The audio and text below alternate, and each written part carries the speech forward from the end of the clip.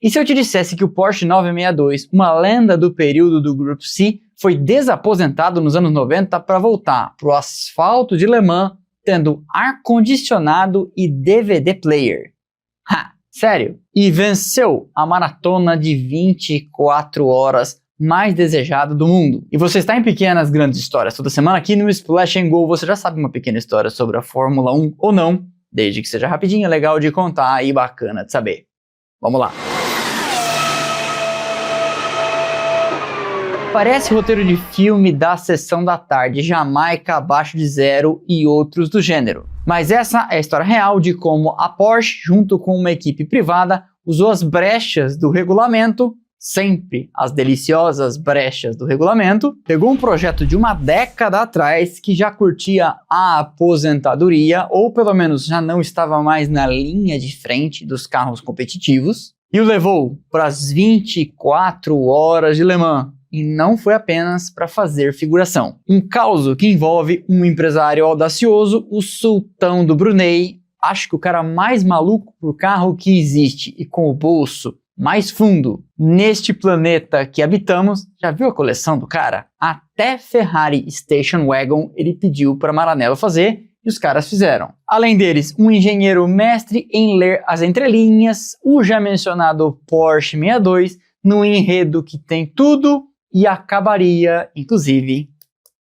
em prisão. Para entender essa história, a gente precisa voltar ao início dos anos 80, a deliciosa época do Group C, cuja história eu já contei neste vídeo aqui. Foi um tempo muito louco de afluência das principais fabricantes de carros esportivos do mundo para o Mundial de Sport Protótipo, a ponto da categoria começar a incomodar a toda poderosa Fórmula 1. E isso, como as asas de Ícaro chegando perto demais do Sol, foi também sua sentença de morte. O campeonato de esporte protótipo formatado em torno do Grupo C tinha morrido por causa da interferência de Bernie Ecclestone e seus amigos na FIA em 1992. E o ACO, Automóvel Clube do Oeste, ou em francês, editor?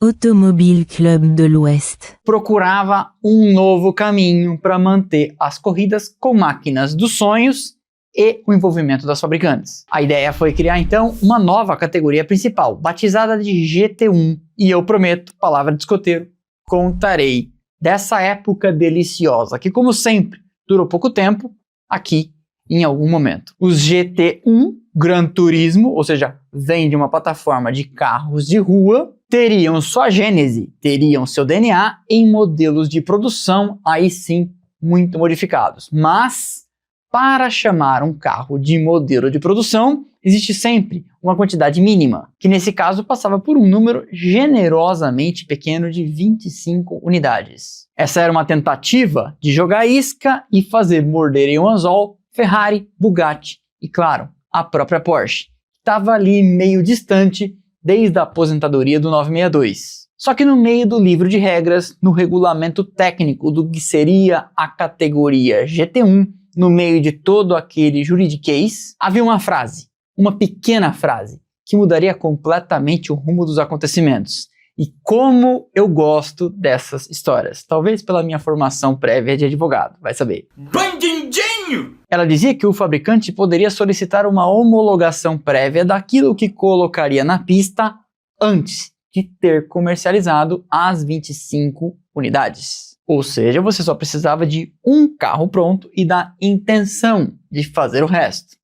Vai vendo? Enquanto a Porsche lá em Stuttgart coçava a cabeça pensando, mas e aí, vamos para essa GT1? Vamos pegar um 911 e mexer profundamente? Isso custa caro? Quem nós vamos chamar para fazer? Um empresário e piloto austríaco, seu nome Johann Dauer, teve uma ideia completamente maluca. Ou nem tanto, porque mais pessoas acharam viável. Em 1991, ele tinha comprado 5 chassis do 962C, carro que dominou Le Mans nos anos 80, e o projeto era fazer modelos de rua, o chamado Road Legal, que pudessem andar em estradas, pudessem ir para as ruas, para os semáforos, desfilar por aí. Obviamente para vender para um seleto grupo de bilionários. Pegaram então os aposentados 962, carros protótipo prontos para ir para a pista em Le Mans e rasgar a Mulsanne a quase 400 km por hora e começaram a refazer o interior. Arranca tudo, bota couro. Placa, faróis, cinto de segurança, ar-condicionado e um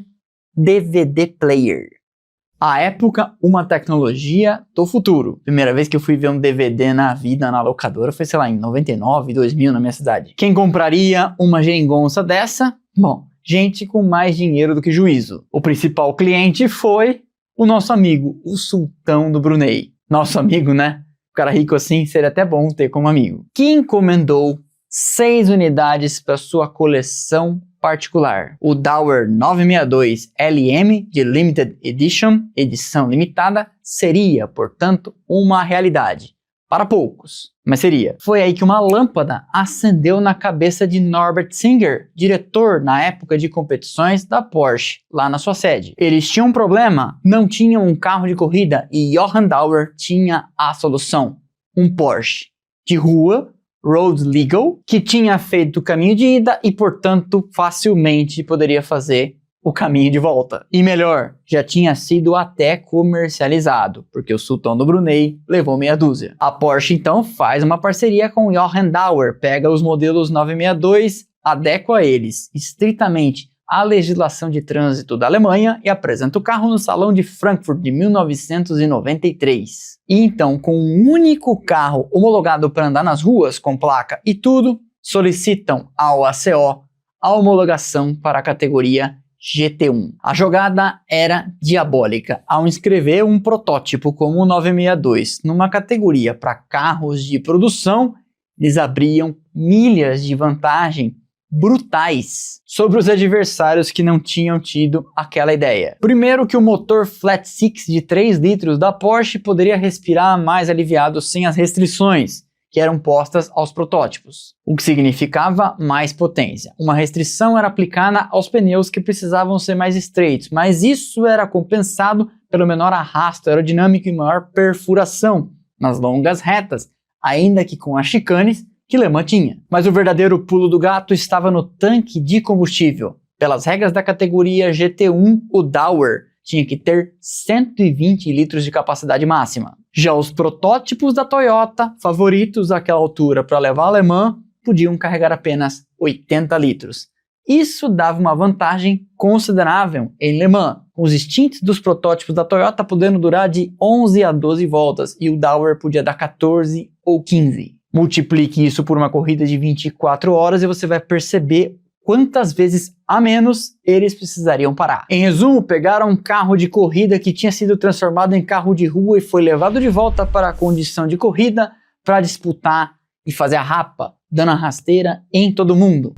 Genial! Correndo com isso numa categoria diferente dos protótipos para vencê-los, o famoso xadrez 4D automobilístico. A Porsche, então, para 1994, alia esforços com a Joest Racing, uma equipe com experiência para operar um final de semana de corrida, e monta um time de pilotos de primeira linha. No primeiro carro, Yannick Dalmas, Mauro Baldi e a lenda norte-americana, Hurley Haywood. E no outro carro, Thierry Boutsen, Hans-Joachim Stuck e Danny Sullivan. A corrida aconteceu então exatamente como planejado. Os Porsche 962, velhos de guerra, agora correndo sob o nome Dower LM, não eram os mais rápidos em uma volta, mas a sua eficiência compensava pelos stints mais longos. Eles andavam num ritmo forte e constante, um pouco mais lento que os Toyota, que acabavam tendo que parar múltiplas vezes. Com isso, era muito difícil para os adversários construir qualquer tipo de vantagem. Claro que não foi um passeio no parque, o carro número 36 teve um problema na transmissão e o 35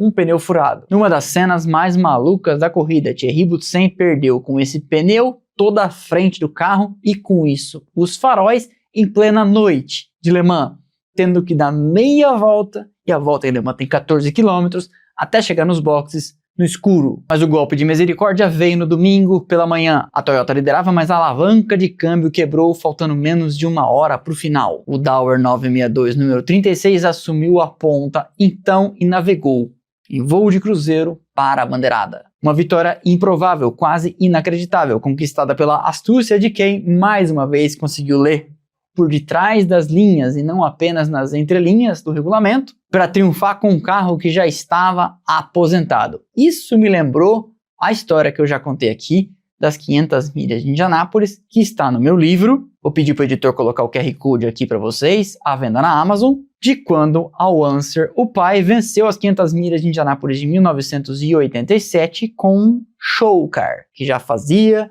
às vezes, daqueles que ficam em exposição em grandes eventos e hotéis. É mole? Para completar a festa, o outro 962, sob número 35, cruzou a linha de chegada, mesmo enfrentando problemas de transmissão, em terceiro lugar. Naturalmente, o ACO viu aquilo acontecer debaixo do seu nariz e, para 95, fechou essa brecha na regra. Aquele truque, portanto, só funcionaria uma vez. Mas funcionou. E como? Essa foi então mais uma pequena história do Splash and Go no YouTube. Eu espero que vocês tenham gostado. Deixa o like que é de graça, não custa nada e ajuda demais o canal. Quebra essa pra mim, quebra essa pra nós. O trabalho é ínfimo e ajuda demais o nosso crescimento internet afora. Para não perder nada do que fazemos por aqui, temos canais de notificação, Instagram, Telegram e WhatsApp. O link está lá embaixo na descrição. Você entra e passa a receber um recadinho automático no instante em que eu publico cada um destes conteúdos. Por fim, tem conteúdo o tempo todo, memes, zoeira, informação de qualidade, análises, comparativos e tudo que aparecer pela frente e eu achar interessante para dividir com vocês nas nossas redes sociais. Instagram, Twitter, Threads e TikTok. Estão passando aqui os arrobas, o link também lá embaixo na descrição. Vejo vocês por lá, vejo vocês aqui nos próximos vídeos. Valeu e aquele abraço.